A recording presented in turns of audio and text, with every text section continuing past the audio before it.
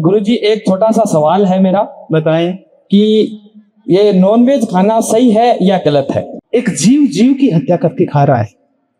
खाने के लिए परमात्मा ने हमें, देखो एक बात बताओ, प्रकृति ने जिसके लिए जो भोजन निर्मित किया, शेर होता है, कभी घास खाता है? नहीं, उसके लिए मांस बना है। गाय है, भैंस है, गधा है, कभी मांस खाते हैं? कभी नहीं खाते। उनके लिए घास बना है। आदमी के लिए अनाज बना है।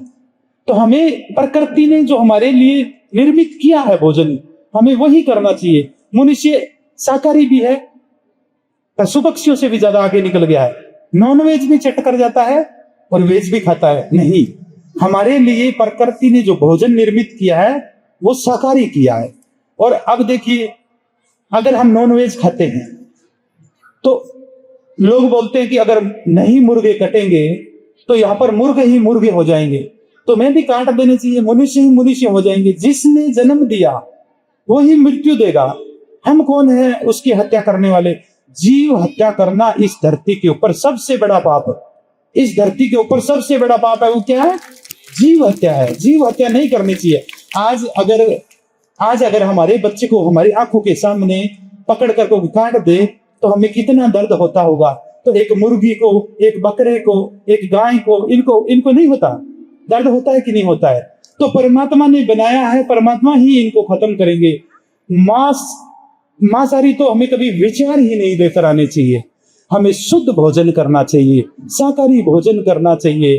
कोई नॉनवेज नहीं खाना चाहिए। ये तामसिक भोजन होते हैं, इनसे जो हमारे विचार होते हैं ना, वो बहुत खतरनाक विचार हो जाते हैं। हमें शुद्ध भोजन, और भोजन भी जब हम शाकाहारी करें तो जब भोजन करें तो हाथ ऐसे 2 मिनट के लिए प्रार्थना करना कि हे परमात्मा, तुमने मुझे ये जो भोजन दिया है ये मेरे शरीर में जाए और मेरे सारे शरीर के रोग खत्म कर दे और मेरी निरोगी काया करे, सुंदर विचार लेकर आए और ये भोजन मेरे शरीर में शक्ति प्रदान करे, सुंदरता प्रदान करे। ऐसे तुम भोजन 1 महीने करके देखना, तुम्हारे चारों तरफ इतनी आनंद ही आनंद हो जाएगा।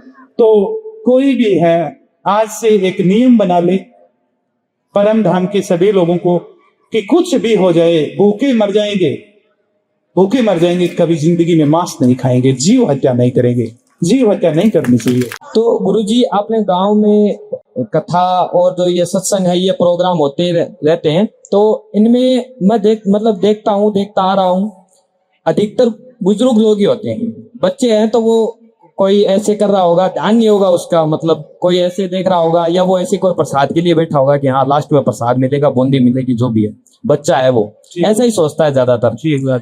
लेकिन बुजुर्ग जो है वो पूरा ध्यान लगा कर सुनते हैं उसको, और बुजुर्ग ही होते हैं 70% सत्संग में। इनमें अपने जो हमारा आज का पंडाल, इसमें भी हम देखेंगे तो ये हमें मिलेगा।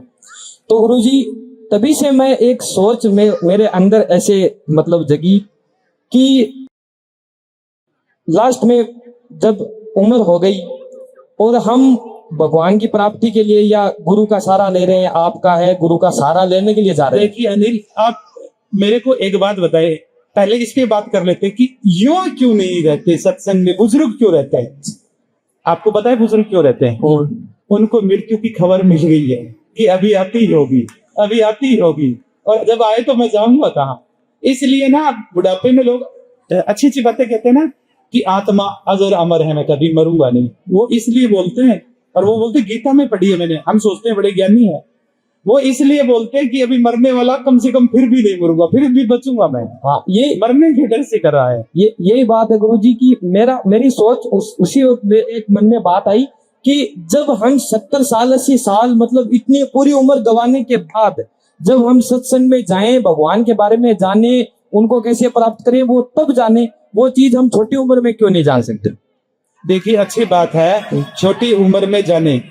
अब मेरी 40 साल की उम्र हुई है और मेरे को 8 साल हो गए भक्ति के अंदर डूबे हुए, और 30-32 साल की उम्र में यानी भक्ति शुरू की। 8-10 साल से मैं भक्ति के अंदर डूबा हुआ हूँ। जाना चाहिए, इससे भी पहले जाना चाहिए, लेकिन ये माया है ना, एक उम्र होती है, ये उम्र होती है 16, 17, 18 से शुरू होती है और ये 35 साल तक।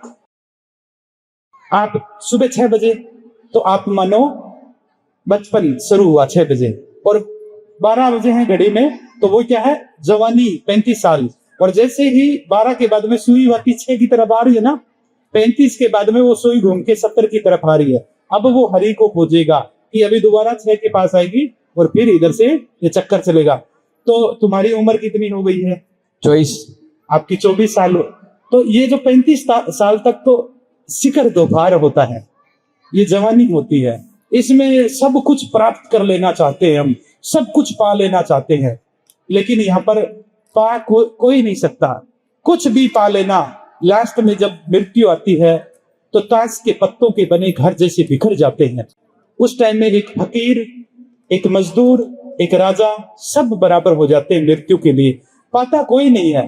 जैसे आपने दूर आसमान में स्थिति देखा है कि धरती और आसमान मिल रहे हैं 10 किलोमीटर दूर, हमें मिलते हुए नजर आते हैं। जब हम वहां पर जाते हैं तो क्या है, आगे मिल रहे हैं 10 किलोमीटर दूर, फिर आगे जाते हैं, आगे मिल रहे हैं।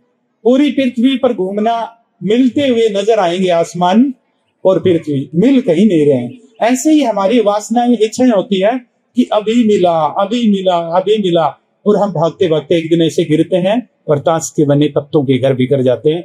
मिलता कुछ नहीं है, सिटीज की तरह मनुष्य भागता रहता है और मिलता लास्ट में कुछ नहीं है।